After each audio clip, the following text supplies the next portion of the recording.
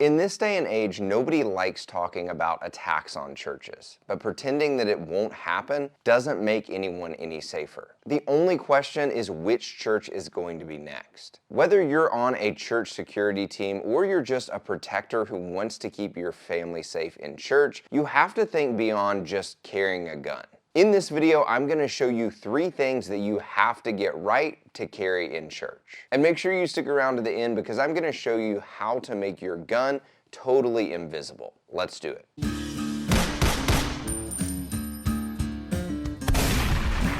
This video is sponsored by Eclipse holsters. These holsters are insanely customizable with tons of different patterns, colors, belt clips, and aluminum washers. They also have some really cool custom accessories to go with your holster. I've been to their factory and seen their process firsthand. They care so much about the quality of every holster that they make. The best part is that your holster will ship in just 3 business days or less. If you want a custom holster with 0 wait time and a lifetime guarantee, then check them out at eclipseholsters.com.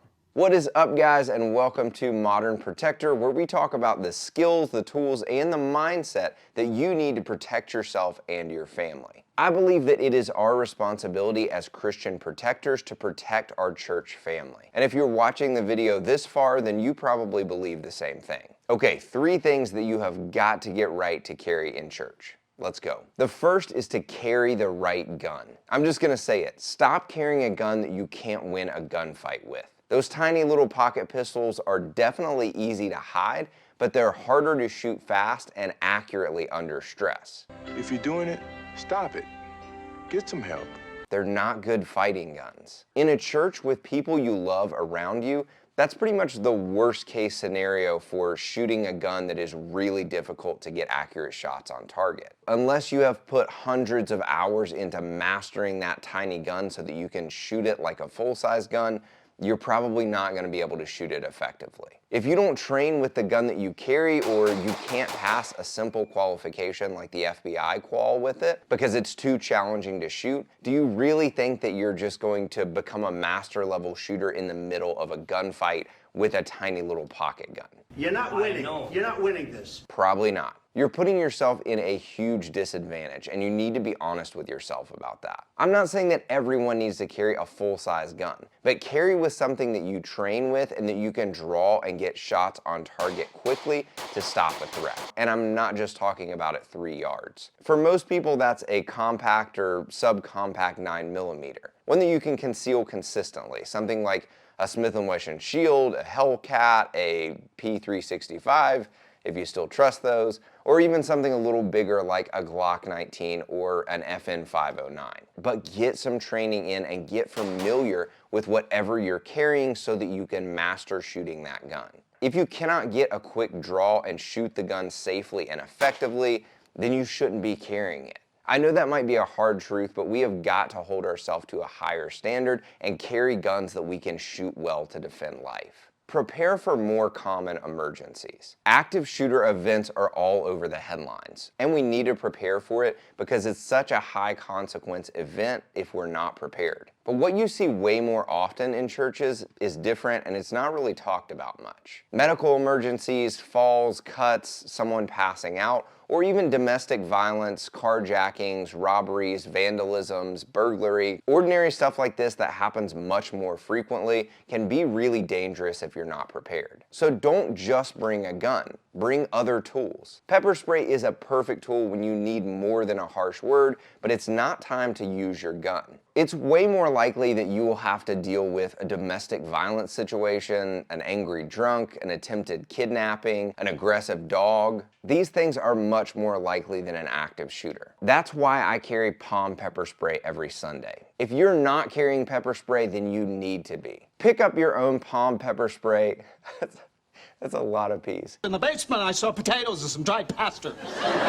Pick up your own POM Pepper Spray. My affiliate link is in the description. For all of the medical emergencies that happen at church, you need a trauma kit. This is for emergency bleeding. Everything from bad falls off of the playset to stabbings and gunshot wounds. If you do have an active shooter, then after you stop him, you're going to have to go straight into emergency bleeding care. And for all of those wounds, you need a trauma kit. I carry the Yellowstone trauma kit from Mountain Man Medical in my car pretty much everywhere I go. And my church also purchased the mass casualty kit from Mountain Man Medical, which I recommend to all churches. Trauma kits are not cheap, but there's no substitute for saving lives when you've got emergency bleeding. My affiliate link for both of these are down in the description.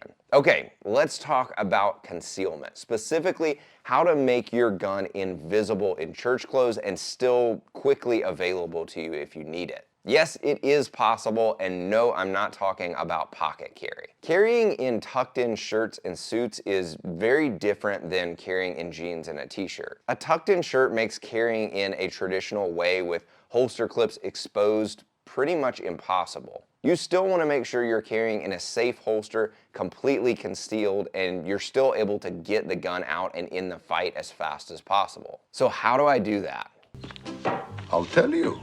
Here's the setup that I have found that works better than anything else. I wear the Comfort Concealment blackout belt under a tucked-in dress shirt, and I attach that to my Intrepid holster from Eclipse holsters. Then I put my pants on with a Core Essentials belt over top of that. I like the part where he changes his pants. Yeah. This is the new 1 1/4 inch belt, and it is a perfect setup because it's super minimal and it looks just like a nice dress belt, but it's rigid like a solid gun belt. If you need a good belt for church carry, then check them out at coreessentials.com and use code WORKMAN10 for 10% off of your entire order. And thank them for sponsoring today's video. I honestly may have invented this setup because I've never seen anyone else run a setup like this, and anytime I talk about it on the channel, people always comment and are like, why didn't I think of that? This setup makes the gun 100% concealed, and it still keeps your gun secure, and yet it allows you to get fast access if you need to draw. Boom, invisible gun.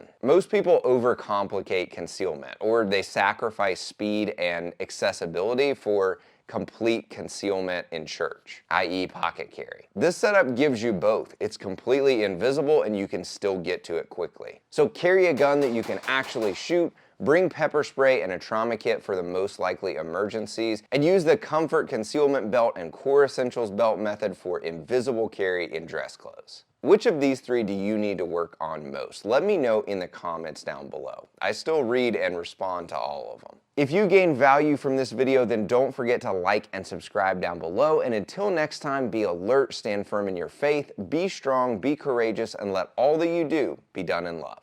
Thanks for watching, and I'll see you next time.